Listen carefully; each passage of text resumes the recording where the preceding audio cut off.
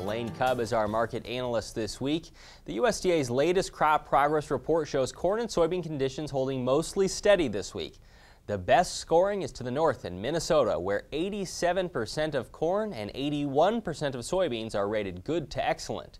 There are 3 states where less than half the crop is placed in the top 2 categories: Indiana, North Carolina, and Ohio. In soybeans, Missouri is clearly struggling, placing only 29% of the crop as good to excellent. After a bad group of sessions last week, we started our discussion with Elaine Thursday morning by asking how corn and soybean markets had moved so far this week. Well, they're basically quiet, and they have not, retested any of their recent highs. We don't even have soybeans back above $10 at this point, at least not in the new crop market. And it's a little disappointing because we had that big sell-off in July, and now nobody is really coming back in with the money or the excitement, which you would sort of expect to have coming into this August crop report that's coming up next week. It would have been nice to see the speculators or even the commercial market coming in here and putting some bullish bets on the market before we see probably some bullish numbers. Why do you think they aren't coming back in?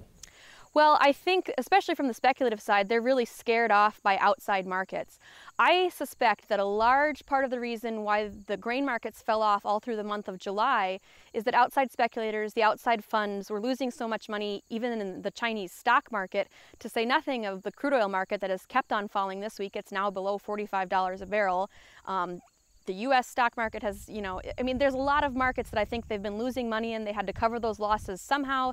So I believe they probably sold out of grains, and now they don't necessarily have the optimism or the confidence to get back into them.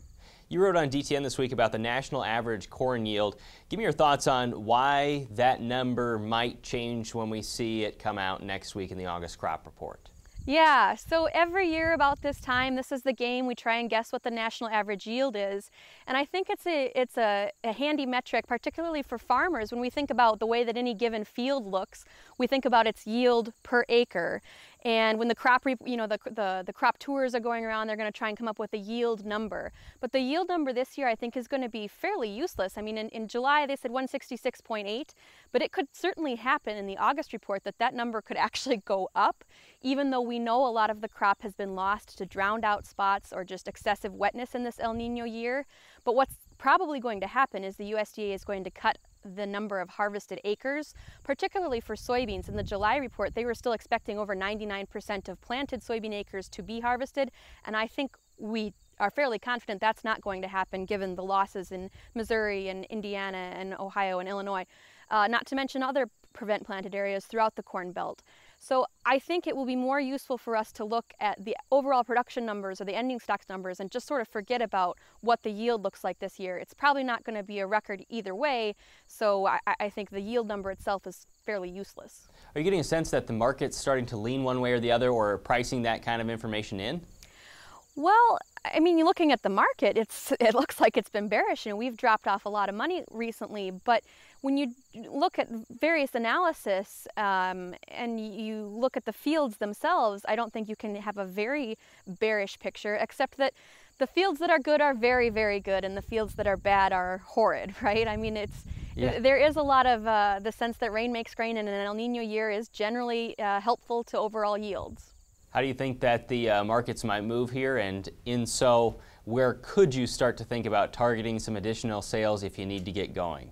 I mean, there's a couple of days or a couple of trading sessions here before you are going to have the volatility of the August crop report that is probably going to have some major changes and some major volatility one way or the other. So honestly, I think if you got the December corn contract to retest its highs above 388, if it gets into that 390, or I mean, we can hope for maybe even a $4 level, but probably not. And certainly if you saw the November soybean contract back above $10, I think you should think long and hard about making sales that you regretted not making during the month of July, just because there is so much risk of volatility in any crop report, but especially this one. Do you think there's a chance that basis could firm up as we start to go further into August? Yeah, absolutely, especially in the soybean market and especially if they don't see some sort of bullish bump in the futures markets. We're already seeing nearby basis in the Nebraska, Iowa sort of region of 40 cents or more for very nearby delivery, but strong even in the last half of August and into September. And this is, you know, a reflection that farmers are not happy about selling below $10. And meanwhile, the commercial side of the market really needs to buy those beans. The export situation, we're already 50 million bushels above the USDA's projections. So, I mean, we could say that those projections probably ought to come up even if there's not cancellations. But price-wise, we're very competitive with Brazil. Even while Brazil's currency has gone down, it's at a decade low. I mean, definitely at a decade low, 28 cents, I think, right now.